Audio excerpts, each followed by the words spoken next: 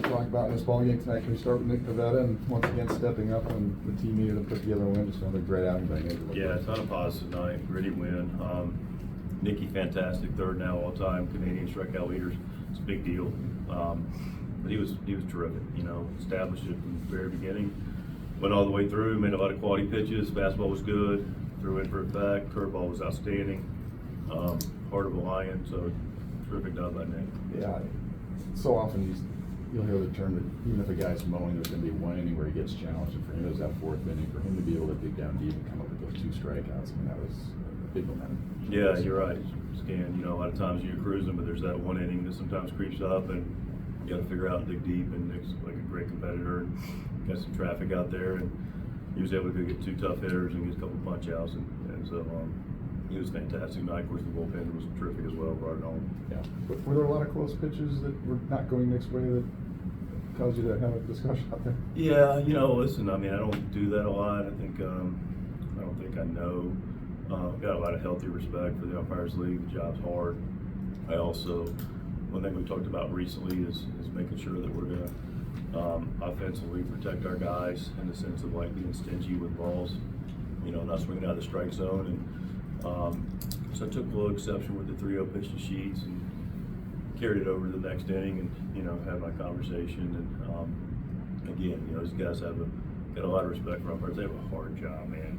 And I don't want to sit there and bark at them a lot, but I also have a dugout to protect and stand up for. And you know, watching the game and you know, being pretty clear about what I was seeing and being able to articulate that on both sides. And I feel very confident I was right.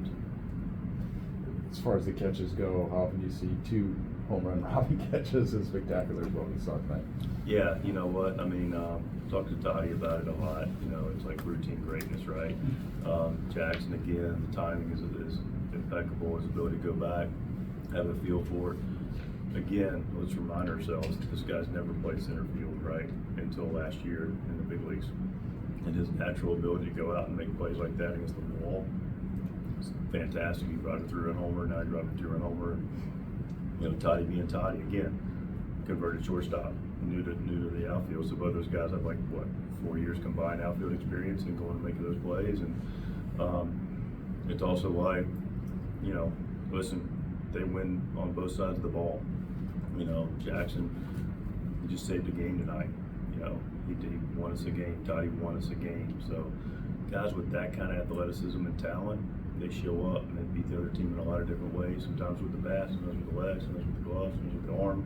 And both those guys are elite in both areas, in all areas. Mike, do they actually, like, you guys work on that in spring training, or like when they were kind of messing around, just like, hey, let's just get the ball at the wall and see if we can do it like when we were kids messing around? Do they actually do that? Yeah. Do they actually practice that? Yeah, we do. I mean, David Macias does a great job as leading our base running and outfield, and our outfield's been elite all year. Got a lot of moving parts, but yes, it's part of the process of spring training, part of the checklist of working on that, getting back behind the fence. That being said, you know, you also have to have the players have the ability to do it. So, yeah, there's a technique to it. There's an understanding of how to do it. There's a work that takes place to make sure that we check that box when we go into the season. But, you know, at the end of the day, it's the athletes that Jackson and Toddy are that make it happen. What do you make of the way the boys kind of seems to choose his spots to unleash what he's got to count in his favor? It's a good word, like unleash. Yeah, use it. Yeah, it's exactly what he does, you know. And Willie Rise is like, he's got the heart of an absolute warrior. I mean, this guy is like tough, competitive, enjoys, wants big moments. Guy's got nasty stuff. He wants it more, you know. And he's just got this amazing competitive trait that I admire. I mean, highly. And so, you know, big situations take place. That's why he's so good with runner scoring positions. One of the reasons he's hitting fourth. Again, you can hit him anywhere. But, you know, when things get tough, this guy's going to rise up and he's going to fight. He's going to fight his tail off. He's going to do it the right way. And, you know, today he figured out a way to clean him out on the tough pitch. You know, Kelly was good today. Merrill was very good. You know, sinker was good. Changeup was good. You know, not a lot of anything in the middle part of the plate. But he cleaned him out and took a good swing. But Boy's bottom line, he's just a winner. Going into the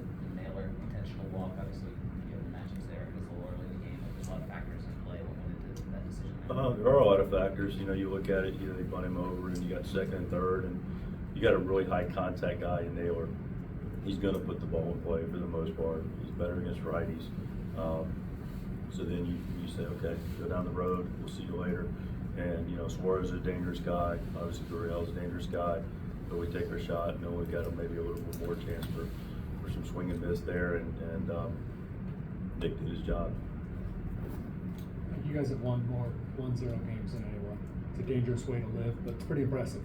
Also, takes defense, pitching. What do you make of it? What does it say about your team? It actually says a lot.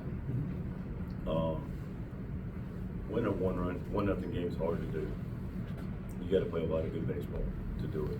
It's not a recipe, to your point, Ace. Like, you don't go in the game one, you're gonna win 1-0, and that's the recipe. However, especially as we get closer and we get into playoff games, those 1-0, 2-1s, those games show up, and the ability to go and do everything that it takes place in the course of a 9-inning game, to do everything on the margins, to win on the margins, to allow yourself the opportunity to win a 1-run game. It's exactly how this team is built, and so this is what we work on. This is what we teach. This is what the mindset of it. You know, it's the give nothing, take everything. But in close ball games, we have to continue to consistently win every single aspect of the game, because you don't know what's going to show up, right? You just don't know what's going to show up. And you know, it's a defensive play, it's a total play turn, it's a base running play, it's a hitting a cutoff man. All of it shows up. It's one of the reasons I love this game so much, because it requires you to be good at a lot of different things, and our team's good at a lot of different things. And I'm glad you brought that up about the 1-0 games, because it is representative of the work that we put in, the preparation we put in, and the execution that ultimately needs to take place to win those games. That's what good ball clubs do. I have one more. I'm sorry. I know you made the case earlier for all 4 of your bullpen arms to be. Are you going to ask me about the 4 horsemen? I am. Okay. They were on display tonight. I still can't name them, but they're Estrada, Morihone, Adam, and Suarez. No, but no. I was going to ask you about Robert Suarez being an all-star. Yeah. You know what? It's hard to say this publicly, but you look at it and you want to rightfully celebrate Jason, but then you take a step back, and Joe, we're talking about this today a little bit, Musgrove. That's a guy that leads the league in saves. I mean, saves. It's a big number. That's a big category in pitching, not being all-star. And so again, a lot of quality people make it.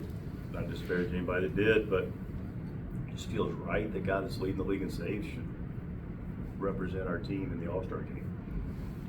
And he got another one today, by the way.